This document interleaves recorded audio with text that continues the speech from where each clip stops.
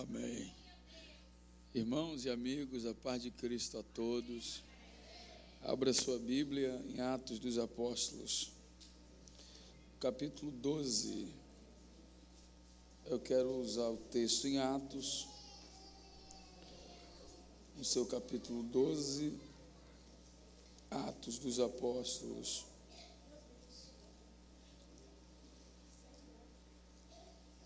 Atos, capítulo 12. Eu me sinto muito honrado por estar aqui com os santos nesta consagração. Eu confesso que culto de consagração a gente sempre tem algo predileto, que a escolha é nossa, né? Tem gente que fala assim, não, eu gosto de ir para a vigília, né? Tem gente que fala, eu gosto de mini vigília. Tem gente, e eu particularmente amo consagração. É o culto que eu me empenho, que eu gosto de participar, não só para pregar, mas eu gosto de cultuar, eu gosto de estar. Quando as pessoas me convidam, segredo nosso, me convidam para a vigília, dificilmente eu prego em vigília. Por quê? Porque geralmente vigília, tu pega o pandeiro, toca a pandeira a noite toda, dá o microfone para o pregador 4h30 da manhã, ele tem que se virar para pregar até com o povo dormindo. Então eu fujo, particularmente eu fujo de vigília. Se você me chamar para orar a madrugada toda, a gente vai agarrar na oração junto. Mas se me chamar para ficar tocando pandeiro a noite toda, o meu coração não aguenta. Mas consagração é o culto que eu amo, porque geralmente as pessoas vêm não para mostrar alguma coisa, mas vêm em propósito, vêm focado, vêm determinado. E para mim esse convite facultado para estar nesta festividade, neste congresso, neste culto de consagração, para mim foi um presente, porque eu amo consagração. Então eu agradeço ao Pablo, ao conjunto de mocidade, que pelo segundo ano consecutivo me externam um convite. Lembro-me que no ano passado eu estava cheio de pontos na língua, cheio de pontos na boca, a boca toda infeccionada, por uma cirurgia que eu fiz e que tive que viajar para pregar em outro estado, comida pesada, infeccionou de outro estado, e para pregar foi horrível, foi um desafio. E voltar agora, né, de boa, bem, para mim é um prazer. Tá ok? Agradeço ao convite, que o eterno Deus nos conceda mais oportunidades como esta. Desde já peço o carinho da sua atenção para aquilo que o Espírito continuará falando conosco, agora também por intermédio da sua bendita palavra. Eu estava ali falando, nossa, que bom. Enquanto você está procurando, vocês até acharam o Atos 12, eu tenho uma confecção de roupas, e por ser dia das mães amanhã, moda, família, mãe, filha, então assim, muita correria, né? Tem que ver costureira, é o silcador, é isso, é aquilo, e o olhar lá é que engorda o gado, né? Então tu tem que estar olhando. E eu falei para Deus assim, Deus, assim, toda a renúncia de estar lá na confecção, estar no ateliê, para estar aqui cultuando, glorificando, para mim já valeu a pena. Só em estar aqui cultuando com os santos é um presente de Deus para a minha vida. Desde já que Deus abençoe. Vamos pregar, irmão. Já falei demais, não sei te falar. Quem achou o texto, diga graças a Deus. Capítulo 12, verso 1 em diante disso. Por aquele mesmo tempo, Herodes mandou prender, lançou mão de alguns da igreja para os maltratar.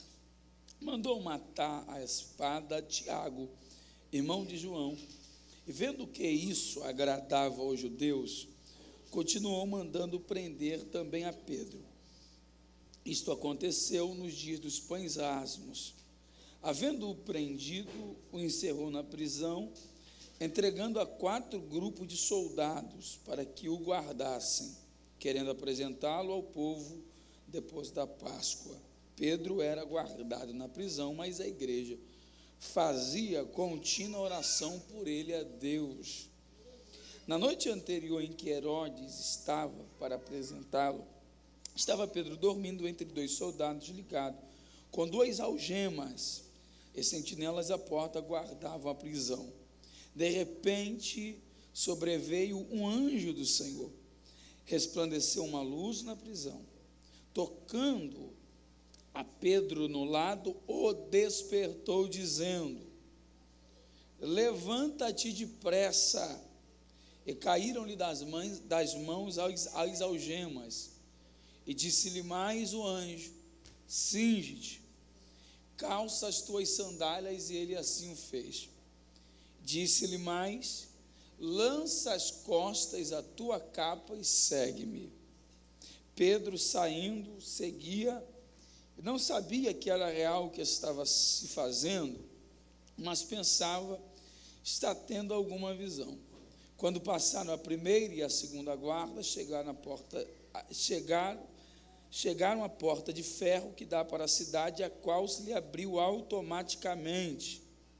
Tendo saído, percorreram uma rua, e logo o anjo se apartou dele. Sem exceção, vamos todos ler o versículo de número 8. Vamos lá. 1, 2, 3.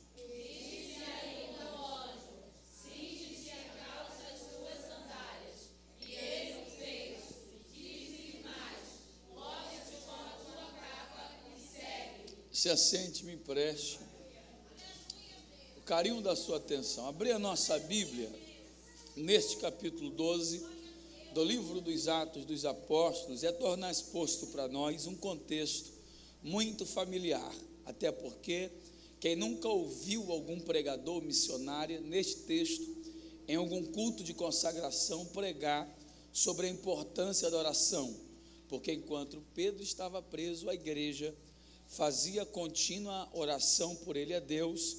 Deus enviou o anjo e então arrancou Pedro de lá.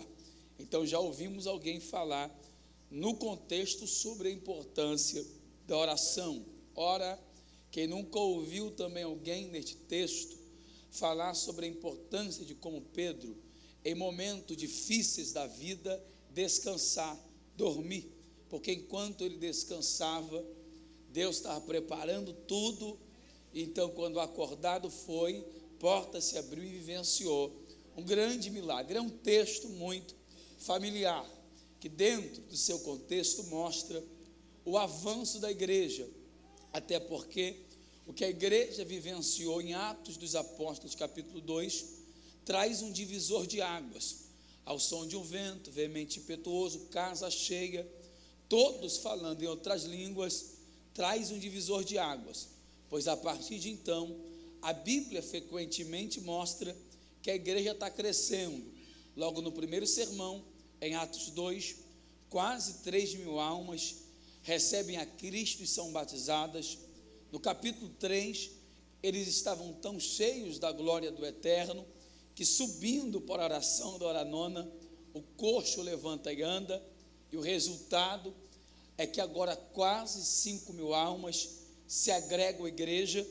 Então, do capítulo 2 ao capítulo 11, todos os capítulos, de maneira incisiva, narram que a igreja estava crescendo, caindo na graça do povo, e Deus aumentava o número de almas que recebiam a Cristo na igreja, e a igreja estava crescendo.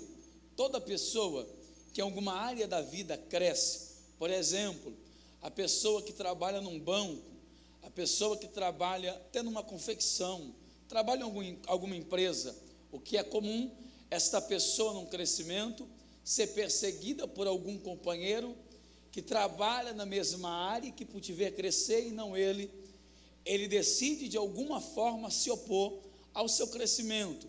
O gerente de banco que se opõe, algum outro funcionário que se opõe. É comum alguém com inveja do seu crescimento se opor e de maneira incisiva lhe perseguir. É assim, não é diferente na igreja. A igreja está crescendo, e quando a igreja cresce, ela passa a vivenciar intensas perseguições. A saber, a primeira perseguição é dada quanto àquilo que a igreja primeiro vivenciou. Atos 2, fogo, unção, calor, cumprimento de profecia, e como resultado daquilo que a igreja estava vivenciando, eles vivenciam a primeira perseguição. Eu afirmo que a primeira perseguição não é uma perseguição com tapa na cara, com açoite nas costas. A primeira perseguição é uma perseguição por palavras. porque vivenciando aquele derramamento, uns até se levantam e de maneira maravilhadas dizem: nossa, estamos ouvindo estes falarem, mesmo sendo galileus, na nossa língua nativa, e fico impressionado. Mas há um grupinho que se levanta e fala: estes daí estão embriagados a esta hora do dia. Ou seja, pessoas com palavras estavam usando palavras para que de maneira intencional colocasse questionamento na mente daqueles que estavam vivendo um cumprimento de profecia, tipo assim: esses daí estão falando essa língua, tá, rapaz, tão doidão, tão chapado, coisa da carne, é coisa de emoção. E então, pensando ser da emoção, se eles conseguissem influenciar emocional, logo, aqueles que fossem influenciados deixariam de falar em línguas, deixariam de queimar, deixariam de continuar ardendo com fogo do Espírito na presença do eterno Deus. Mas esta primeira perseguição não teve grande valia. Por que não teve grande valia? No capítulo 2, verso 15, Pedro levanta e diz: olha, nós não estamos embriagados a esta hora do dia como vós pensais, mas está vendo essa língua, está vendo esse fogo, está vendo esse mistério? Tudo isto é cumprimento da profecia de Joel. Eu, o Senhor, nos últimos dias derramarei do meu espírito sobre toda a carne. Ora, já que esta primeira perseguição por palavras não teve seguimento, porque Deus sempre reserva alguém como defensor da imagem da igreja, e Pedro então levanta, defendendo o que os santos estavam vivendo, e então a igreja continua crescendo. Como resultado do crescimento, 3.000 almas. A igreja sobe por oração, e como resultado do milagre efetuado na vida do coxo, uma perseguição se instaura.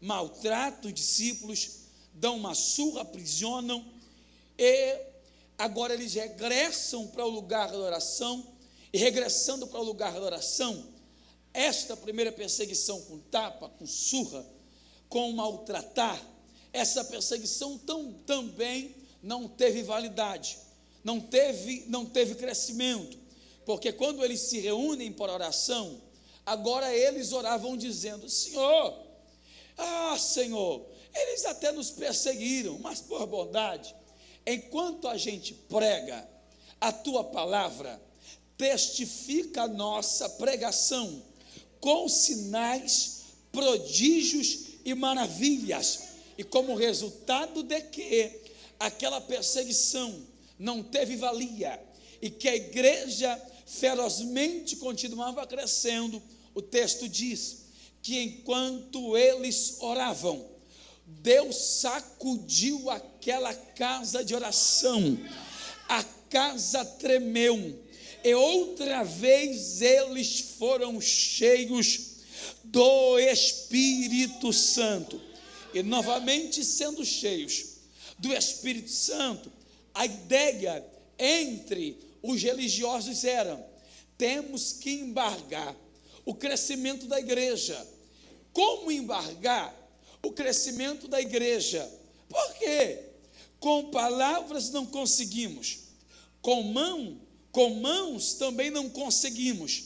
A ideia foi chamar os discípulos para uma conversa, para que eles pudessem parar de pronunciar o santo nome de Jesus Cristo, porque eles sabiam que se a igreja continuasse pronunciando o nome de Jesus Cristo, milagres continuariam se proliferando, a igreja continuaria crescendo. Então pega os discípulos, dá uma surra e dá uma ordem: vocês não podem continuar pronunciando o nome de Jesus Cristo. Aí Pedro, de maneira ousada, disse: que nos importa obedecer a vocês, homens, ou obedecer a Deus? Depois de tomarem uma surra, voltaram para o lugar da oração, e voltando para o lugar da oração, O texto diz que eles de maneira alegre diziam: que bom que nós fomos achados dignos de padecer por causa do santo nome de Jesus Cristo. Já que eles não pararam de pronunciar este nome, a igreja continua crescendo a ponto de separar diáconos para que os apóstolos se reservassem somente ao ministério da pregação da palavra. Separam diáconos como resultado do crescimento volumoso que a igreja continuava. Já que separaram diáconos, quem está de fora vê, surra não deu certo, bater não deu certo, vamos pegar um jovem diácono, por nome de Estevão, dotado em sabedoria, e daremos cabo da vida. Já que bater não deu certo, falar não deu certo, desmotivá-los também não deu certo, vamos matar Estevão, porque matando Estevão, agora o crescimento mingua, a igreja para de se avolumar, até conseguem matar Estevão, mas não conseguem impedir o crescimento da igreja, porque a perseguição generalizada em Jerusalém, tendo como resultado a morte de Estevão, agora há necessidade da igreja se dispersar. A igreja que até então estava crescendo só em Jerusalém, pregando só em Jerusalém, fazendo missões só nos arredores de Jerusalém, agora, com a primeira perseguição generalizada em Jerusalém, a igreja se dispersa e, portanto, agora a igreja está crescendo, cresce em Antioquia, cresce em Roma, cresce na Ásia, e a igreja está crescendo na Síria. A igreja não para de crescer, porque a perseguição que vem para minguar o nosso crescimento, na verdade, ela até vem, e de maneira triste, arranca alguns diáconos, alguém sabe de perto de nós, mas ainda arrancando pessoas sábias de perto de nós, não arranca o Espírito de dentro de nós. E já que o Espírito está dentro de nós, além de crescer em Jerusalém, a igreja vai crescendo, e em Deus eu libero esse crescimento para a sua vida. Você não só vai crescer em Jerusalém, como vai crescer em Antioquia, como vai crescer na Síria, como vai crescer na Alta, como vai crescer em Lucas, como vai crescer em Cinco Bocas, como vai crescer na Rocinha. A perseguição que vem para minguar o crescimento provocará um crescimento muito mais estrondoso. Quem crê, levante a mão e libere um grito de glória. A igreja está crescendo. Então perceberam, matar Estevão, um simples diácono, não deu jeito.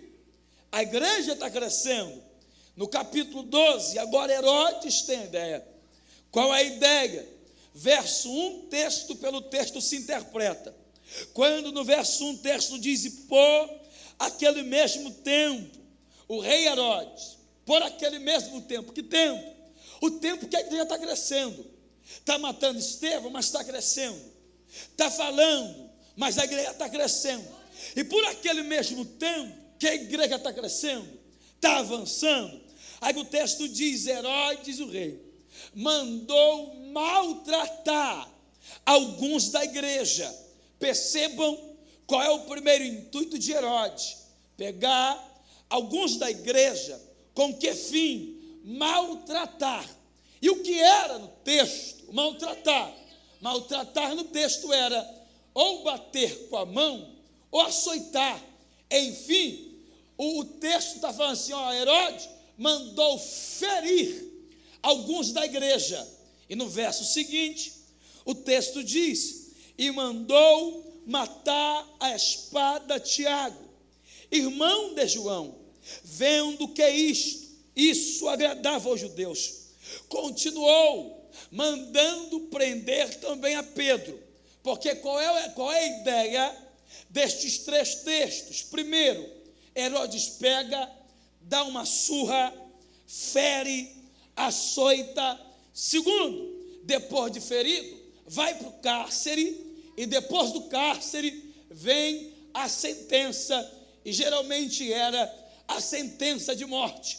Esse é o sentimento de Herodes. Primeiro, ele fere. Segundo, limita o espaço, prende, algema, tira o direito de ir e vir, acaba com a mobilidade daquele que Deus tem chamada. E já que está ferido e que está no cárcere, agora Herodes quer dar fim, quer dar cabo. E esse texto é um texto que tem tudo a ver com estes dias atuais, porque o texto tem um literal, um rei Herodes, alguém grande, mas aqui, para a gente, não é o literal, Herodes, mas é o espiritual, alguma situação, alguma circunstância que representada está em Herodes, que se opondo ao nosso crescimento, de alguma forma quer causar em nós alguma ferida existencial. No texto, a ferida é literal, é tapa na cara, é açoite nas costas, mas para a gente, a ferida não é a ferida literal, de alguém se levantando para dar um tapa na sua cara, de alguém se levantando por te ver pregar, por te ver cantar, por te ver dirigindo o culto, e pegar um açoite, bater nas tuas costas para sair sangue dela. Não, no nosso contexto é uma outra realidade, são situações vivenciadas por nós e que, se opondo ao nosso crescimento, causa em nós alguma ferida existencial. É alguma esposa sendo xingada pelo marido e que causa alguma ferida existencial. É alguma mãe triste por saber que o filho está no tráfico, fumando maconha, na boca de fumo, e que causa alguma ferida existencial. É alguma namorada que agora pensou: meu namoro vai bombar, vou noivar, vou casar, até que descobriu mensagens profanas do seu namorado com uma outra menina, e veio interiormente uma grande decepção. É a ferida existencial. Então, quando a ferida existencial se abre, qual é o segundo intuito de Herodes? Já que ela está ferida, já que ele está ferido, vamos fazer o seguinte: vamos colocá-lo em algum cárcere existencial. O cárcere de Pedro é um cárcere literal, algema literal, soldados escoltando mesmo, no campo literal.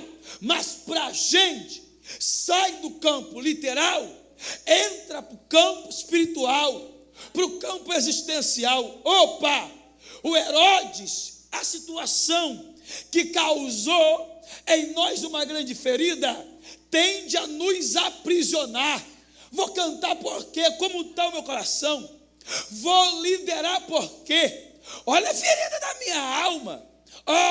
Herodes quer fazer isso, quer te colocar em algum cárcere existencial, o cárcere do medo, da angústia, da depressão, o cárcere da agonia.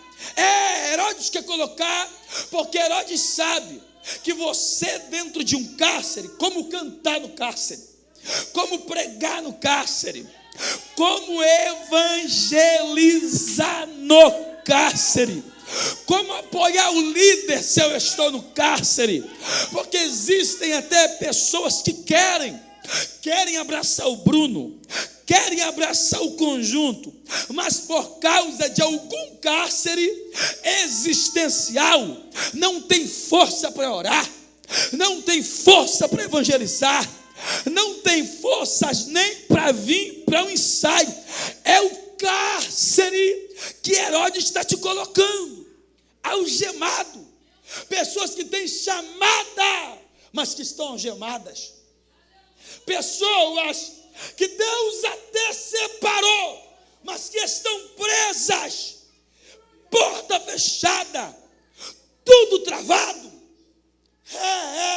E Herodes quer o terceiro intuito, qual? Já que a ferida se abriu e espiritualmente ela está sangrando num cárcere existencial, Herodes quer te matar. Ai, Joé mandele miaga. E me ouça por bondade. Naquele momento que Pedro, meu líder, estava lá, num cárcere, o texto diz que Deus envia o anjo. E no verso 8 o anjo disse: cinge-te, ou seja, coloca o cinto, coloca a tua sandália e coloca a tua capa, ou seja, dentro do cárcere. Pedro tinha até um cinto, mas que não estava usando. Pedro até tinha uma sandália, mas não estava usando.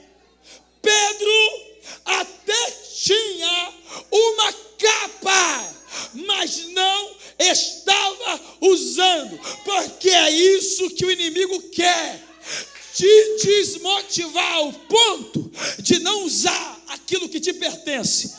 Não tem um cinto que é teu, não tem a sandália que é tua, não tem a capa que é tua.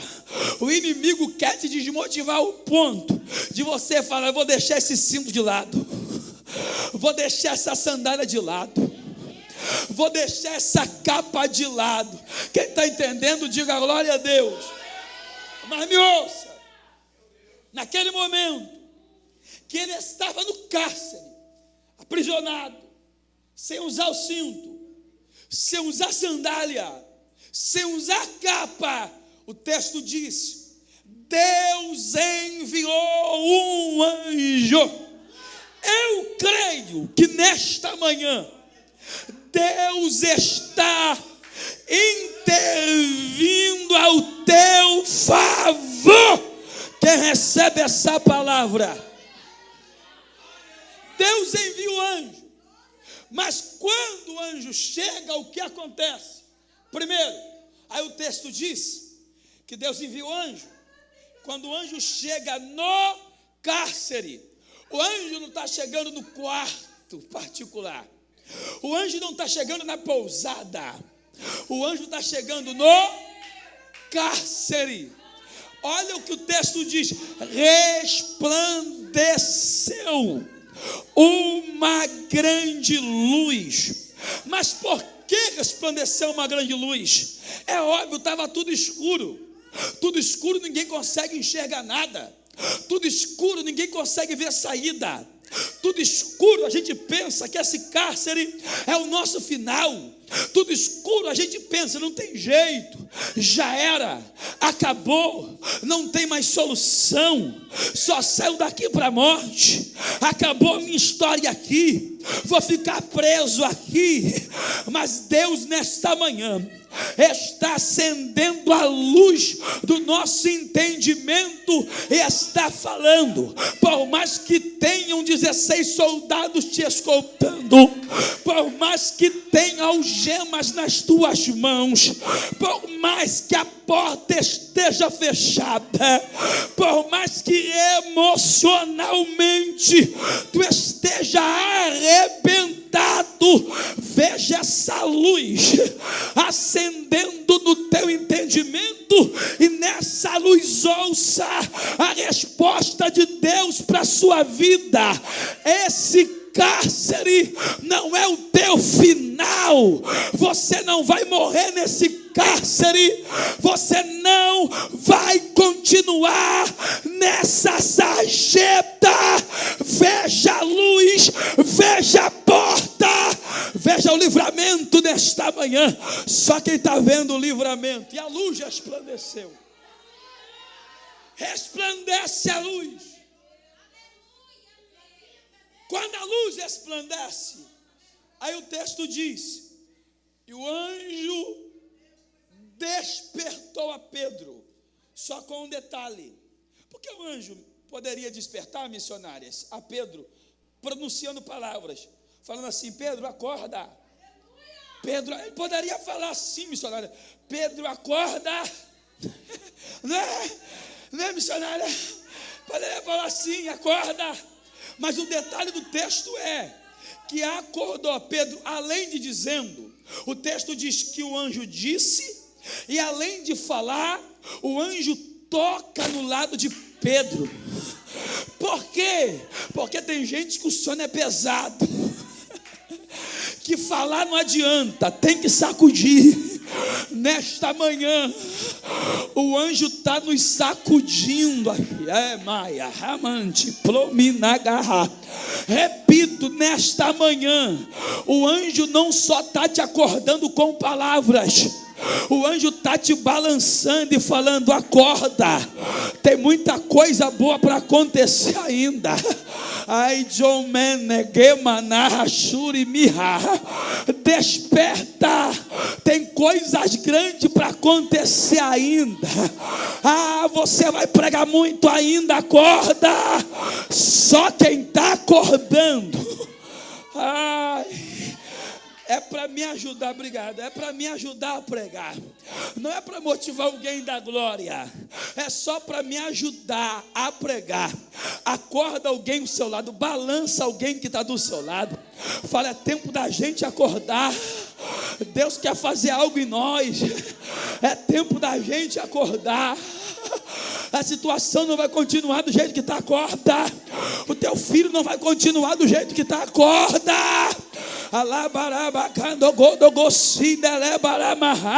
O teu casamento não vai continuar do jeito que está, acorda. A tua vida sentimental não vai continuar do jeito que está, acorda. Quem pode liberar um grito de glória? O anjo está acordando a gente hoje. Ai, ai, ai, ai, ai. Ai, Dohami Andegabria Mahasia. Anjo que antes que o anjo passe e nada acontece, acorda. Acordou dizendo. O que ele disse, Kátia, foi o que mexeu comigo. O que ele disse foi o que mexeu comigo quando eu li esse texto. Aí o anjo disse: levanta-te. Levantar. Levantar. Levanta. Aí alguém vai falar: Bruno, a palavra levanta-te é normal na Bíblia. Sim, eu concordo. É normal. Deus fala: levanta-te e resplandece. Levanta, amada minha, formosa minha, e vem. Mas quando deixa de ser normal? Quando o texto diz assim, ó: levanta-te depressa. Vou repetir. Quando o texto diz assim, ó: levanta-te depressa. Não é comum a gente ler na Bíblia Deus usando alguém para alguém se apressar. É comum a gente ler para se acalmar, para aguardar, para esperar. Mas agora, meu líder, para ter pressa, qual é a ideia de falar para alguém se apressar? A senhora acorda para trabalhar no horário normal, vamos colocar assim. A senhora acorda no horário normal, de boa, não precisa ter pressa. Dá para colocar roupa tranquilona, sandália de boa, dá para colocar o perfume legal, dá para tomar o café de repente, se tem o costume de tomar café, porque está dentro do horário. Mas se acordar atrasado, se acordar atrasado, o café que era para tomar não toma, e se toma, toma apressado. De repente vai com a roupa toda amarrotada, que é para chegar, para tentar chegar. O carro que era para ir na velocidade normal tem que pesar fundo para tentar chegar o menos atrasado possível. É ou não é? Porque qual é a ideia de falar para alguém se apressar? Ela está atrasada. O anjo chega, Pedro está dormindo e está lá o anjo falando: levanta depressa. Levanta depressa, porque a gente em alguns pontos existenciais da vida, a gente quer colocar tudo no ombro de Deus. Não estou pregando porque não é o tempo de Deus. Não estou cantando porque não é o tempo de Deus.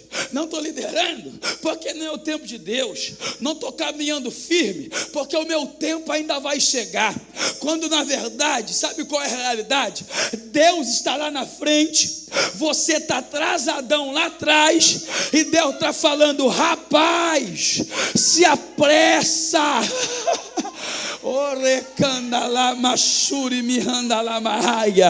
Você está se atrasando, a tua chamada está atrasada, o teu ministério está atrasado, tudo na tua vida está atrasado, porque você está dormindo muito. Você precisa tomar um posicionamento hoje, nesta manhã, de se levantar depressa. Mas Bruno, e o meu namoro? Se levanta depressa. Mas Bruno, como vai ficar? Se levanta depressa. Mas Bruno, eu gosto dele. Se posiciona depressa. Mas Bruno, e a minha casa? Se posiciona depressa. Há um livramento chegando para a tua vida. Você precisa tomar um posicionamento depressa. Quem está entendendo, diga glória a Deus. Mas eu preciso ter pressa em me posicionar. E eu preciso ter pressa em mais o quê? Aí entra o verso 8 que todos nós lemos. Porque o verso 8 faz continuidade do verso 7. Então vou interpretar. O anjo falando assim: ô Pedro, levanta depressa. Coloca o teu cinto depressa. Coloca a tua sandália depressa. Coloca a tua capa depressa. Me segue depressa. Nesta manhã, Deus está restaurando. Primeiro, cinto. Segundo, sandália. Terceiro, Deus está com pressa em restaurar a capa de Pedro. É uma manhã de restauração. Fala para alguém que está ao seu lado, fala para alguém ao seu lado dizendo: tudo aquilo que é seu e que você não estava usando, diga: a partir desta consagração, você vai voltar a usar. Diga: você vai pegar o teu cinto de volta, você vai pegar a tua sandália de volta, você vai pegar a tua capa de volta. Quem recebe, libera um grito de glória. O que é o cinto? É fácil. Acasias, enfermo, pega mensageiros e fala: vá até Baal-Zefron consultar se essa enfermidade é para a morte ou para a vida. Quando ele decide consultar Baal-Zefron, Deus visita Elias e fala: Elias, vai até os mensageiros de Acasias, filho de Acabe, e diz-lhe: porque colocaste no coração consultar a Baal e não a mim? Assim diz o Senhor: certamente morrerás e não viverás.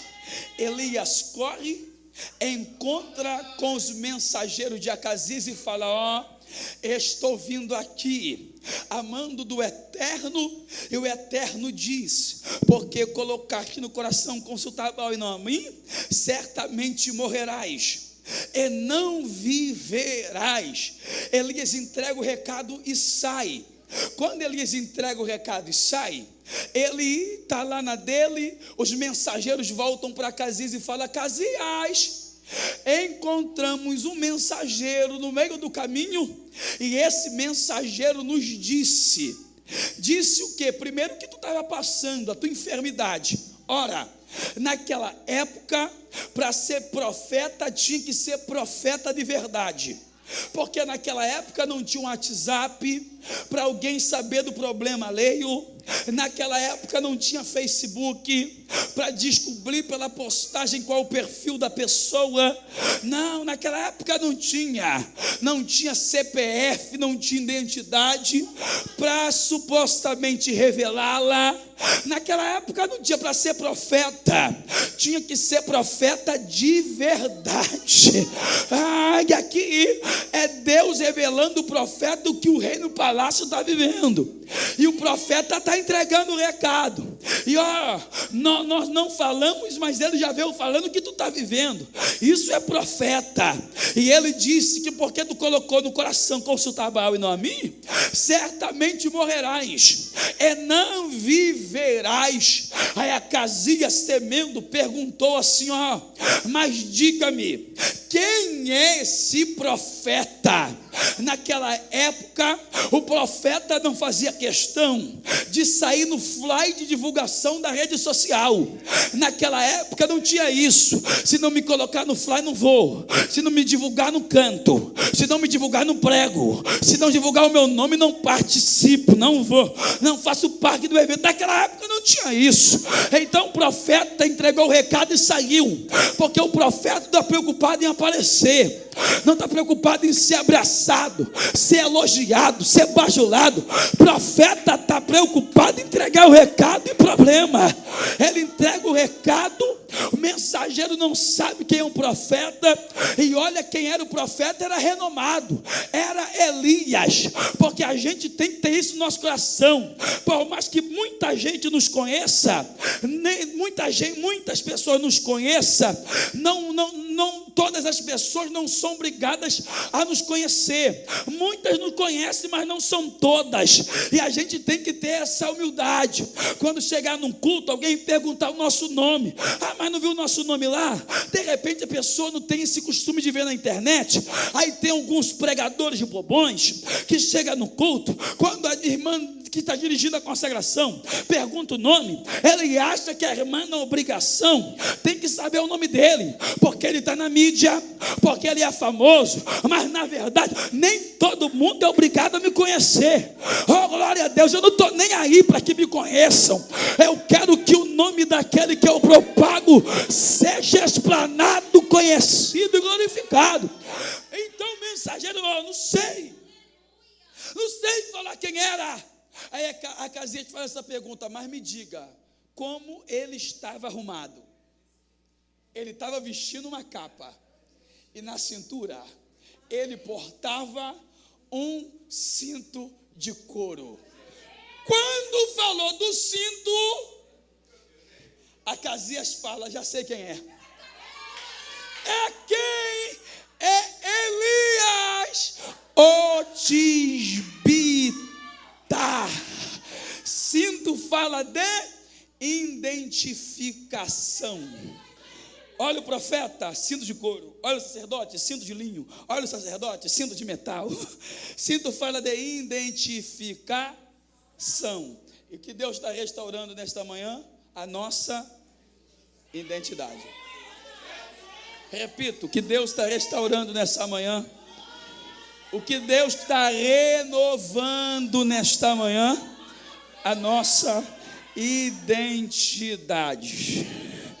Que identidade? O chamado, o ministério, a área que Deus te separou, te vocacionou. Tem muito profeta que parou de usar o cinto. Tem muita dirigente de ciclo de oração que parou de usar o cinto. Tem muito líder que parou de usar o cinto. E Deus está falando: reservei esta manhã para te renovar. Você vai voltar a usar o cinto. Você vai voltar a pregar. Você vai voltar a cantar. Você vai voltar a tocar. E aquele cinto da língua estranha que você recebeu, você vai voltar a falar. E aquele cinto do chamado que Deus te separou, dos dons de ministério, dos dons ministeriais, Deus está falando: eu estou te restaurando nessa manhã. Pare de continuar dando desculpa no trabalho. Pare de continuar dando desculpa no filho que está afastado. Pare de continuar dando desculpa no relacionamento que não deu certo. Deus está te restaurando nesta manhã. Pega o teu cinto de volta, profeta, vai.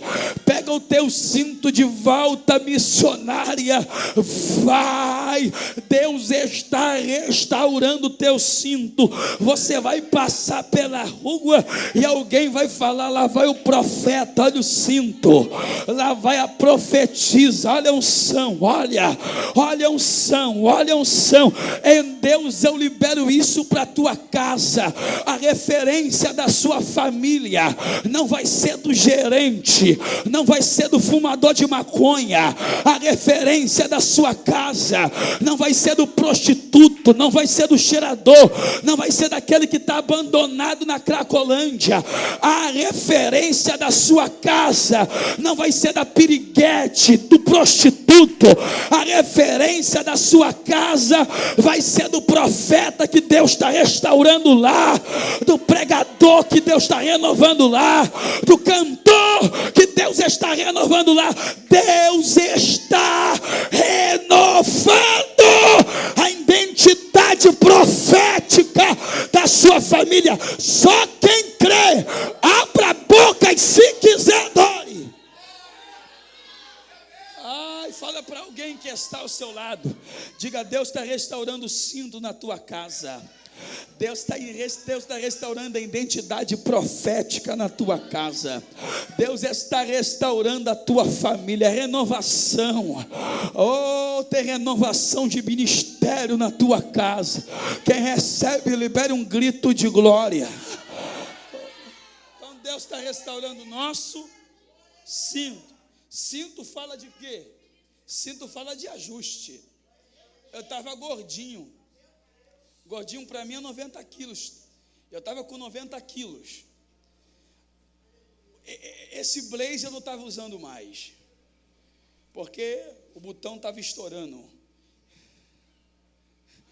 Usava cinto só de enfeite, porque a calça, o botão estava quase estourando. Emagreci de 90 para 78. Aleluia. Agora eu tenho que usar o cinto para quê? Para ajustar a calça ao meu corpo. Em Deus eu libero esse ajuste para a tua vida. Mas por que ajustar a calça? Porque senão a vergonha aparece. Antes da vergonha aparecer na tua família, Deus vai trazer ajuste. Meu Deus, quem recebe essa palavra? Antes da casa cair, Deus vai trazer ajuste. Deus vai começar a apertar daqui. Ai, Deus vai começar a apertar dali. E a gente não entende, só tem que aceitar. Oh, tá doendo, deixa Deus te ajustar. Eu sei que no mundo espiritual, para eu entrar no ajuste de Deus, eu tive que tomar um tiro e na ambulância aceitar Jesus como meu Salvador. Foi o meu ajuste sangrando. Eu pensei: vou morrer, se eu morrer eu vou para o inferno, é melhor aceitar Jesus agora. O enfermeiro fez apelo, eu me consertei com Deus. Foi o meu ajuste. Há 10 anos eu estou de pé até hoje. Foi o meu ajuste. Essa situação que tu estás enfrentando não é para tua morte, é Deus colocando tudo no devido lugar. Quem recebe essa palavra, levanta a mão. Eu libero um grito de glória. Ajuste. Deus está trazendo o ajuste de volta. Tá. Então Deus está restaurando o cinto. Não sei nem que horas são.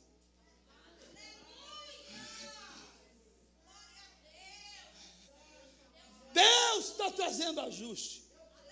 Segundo, Deus está restaurando a nossa sandália. Fala para alguém que está ao seu lado, diga: pega a sua sandália de volta. O que é sandália na Bíblia? Preparação. O que é sandália? O que é sandália? Se eu for sair daqui da Cidade Alta para Cinco Bocas, dá para ir descalço. Dá. Mas se eu for sair daqui da Cidade Alta Para onde eu moro, Belfor Roxo, dá para ir descalço? Ou seja, terreno curto, dá para ir descalço. Mas terreno longo, tem que ir calçado. Aqui Deus está falando com a gente aqui, ó. Estou restaurando a tua sandália, sabe por quê? A tua caminhada não vai ser curta. Pedro, coloca a tua sandália, por quê? Porque os seus pés não vão se definhar nesse terreno curto do cárcere. Coloca a tua sandália, porque você ainda vai visitar muita cidade, você ainda vai rodar muito estado, você ainda vai visitar muita casa, você ainda vai entrar em muito lar. E Deus está falando com a gente aqui nessa manhã: pega a tua sandália, porque a tua chamada não vai ficar parada por causa de uma crise existencial. O teu ministério não vai ficar embargado por causa de alguma decepção sentimental. A tua chamada não vai ficar paralisada por causa de alguma traição conjugal. A tua chamada não vai ficar parada por causa de algum caroço existencial. Ei, Pedro, coloca a tua sandália, porque tem muito estado que você vai pisar, tem muito país que você vai pisar, tem muito lar que você ainda vai visitar. Ei, Maria, ei, Pedro, Deus está falando contigo aqui nesta manhã. A tua chamada não vai ficar travada nesse cárcere. Tem algo divino acontecendo nesta manhã. Deus está falando: coloca a sandália nos pés. A tua caminhada é muito longa ainda. Levante a mão e eu libero isso para a tua vida. O diabo está pensando: agora eu paraliso, agora eu estaciono, agora eu acabo com tudo. Mas assim te diz o Senhor: te prepare, você vai caminhar muito. Quem recebe, diga glória a Deus. Mas Bruno, o meu filho morreu no tráfico, mas a tua história segue. Quem recebe, diga glória a Deus. Tá, Deus está restaurando a nossa sandália. Restaurou o cinto e restaurou a sandália. Depois de restaurar o cinto e a sandália, o texto diz: e disse-lhe o anjo, ou com um detalhe melhor, disse-lhe mais o anjo, porque tem esse detalhe, disse-lhe mais, tá? Disse-lhe mais, porque tem coisas que Deus só pode falar a mais, ou falar mais, quando eu faço o básico. Qual era o básico? Colocou o cinto e a sandália, coloquei, agora eu falo mais. Porque essa é a vibe de Deus para a gente, essa é a ideia de Deus. Mas Deus, eu estou querendo ouvir falar disso, mas e aquilo? Deus está falando: opa, só posso falar mais quando você fizer aquilo que é o básico. Qual? Pega o teu cinto e coloca. Pega a tua sandália. Está querendo ouvir falar de empresa, de emprego, e não está usando nem o teu cinto, e não está usando nem a tua sandália? Faz o básico, coloca o cinto, a sandália e te prepara. Aí o texto diz: e disse-lhe mais, lança as costas a tua capa. Colocou o cinto? Coloquei. Coloquei a capa? Coloquei a sandália? Coloquei. Agora é manhã de colocar a capa. O que a capa representa? Paulo fala assim para o seu filho na fé: ó, quando vier ter comigo, venha ter comigo depressa, antes que o inverno chegue, traze-me a capa. Antes que a frieza espiritual domine o teu corpo, domine a tua vida, Deus está falando assim contigo: tem uma renovação de capa hoje, tem uma renovação de unção nessa manhã.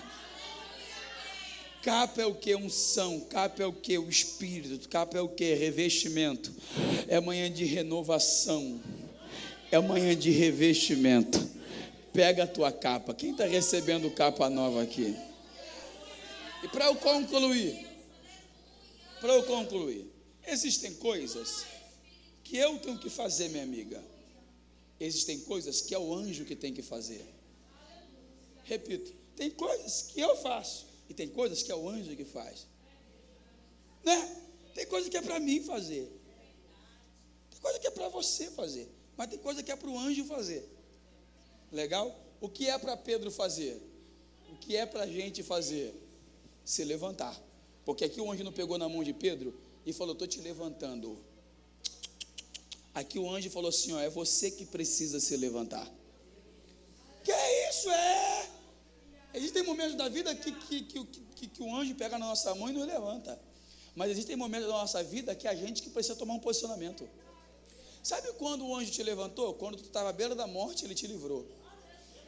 Sabe quando o anjo te levantou? Quando tu não prestava, não valia nada, e ele foi lá, entrou em cena, te arrancou daquele mundão, daquele funk, daquela zoeira braba e te levantou. Mas agora que você está aqui, não é mais o anjo que precisa te levantar, é você que precisa tomar um posicionamento. Esse é posicionamento nosso. Segundo, o que é para mim, o que é para a gente fazer?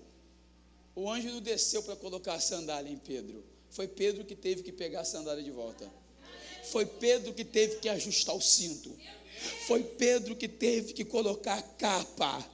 Porque a gente foi colocando desculpa no Espírito Santo. Espírito Santo, o Espírito Santo tem que fazer tudo. Nem tudo o Espírito Santo tem que fazer. Tem coisas que eu tenho que fazer.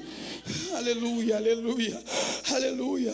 O papel de orar é meu, para que a casa possa tremer como resultado da oração do texto, tema. Oh, eu preciso fazer a minha parte. Orar é a minha parte. Estar reunido é minha parte. Congregar é a minha parte. Estar em comunhão é a minha parte. Pegar o cinto de volta é responsabilidade minha. Mas tá. E agora o que é para o anjo fazer e que eu não faço? E que de maneira profética eu vou liberar para a gente, para eu concluir. Tem coisas que só Deus faz, que eu não faço.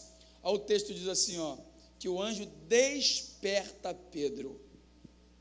Despertamento não sou eu que provoco. Despertamento é o Espírito Santo que provoca.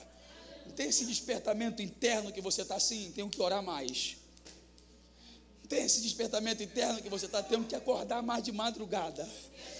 Não tem esse despertamento interno que está dentro de você, preciso ler mais Bíblia. Não é o pregador que faz, é o Espírito que está causando isso. É o Espírito que está sacudindo você por dentro e está falando: acorda, porque tu tem uma chamada linda. Acorda, porque eu quero te usar nessa terra. Quem está entendendo, diga glória a Deus. Primeiro, despertar é o anjo. Despertar é o anjo. Eu vejo líderes imaturos só batendo, como se só bater fosse resolver, e não resolve. Se o Espírito não despertar por dentro, o que eu falo por fora não muda nada. Está entendendo? Diga glória a Deus. Segundo, só o anjo faz. Olha o que o texto diz: as algemas caíram. As algemas. Eu vou contar de 1 até 3, a gente fala num todo. As algemas caíram. 1, 2, 3. 1, 2, 3. Fala para alguém que está ao seu lado, diga: não foi Pedro que tirou a algema do braço. Diga: as algemas caíram. Libera em Deus isso para essa pessoa. Diga: eu libero isso para a tua vida. Toda algema que está te impedindo de crescer, de avançar, de ser cheio, de ganhar almas, toda algema que está te dificultando, a algema do mioma, do medo, da angústia, da decepção, do rancor, da dúvida, toda algema, conjugo no tempo bíblico, as algemas cairão.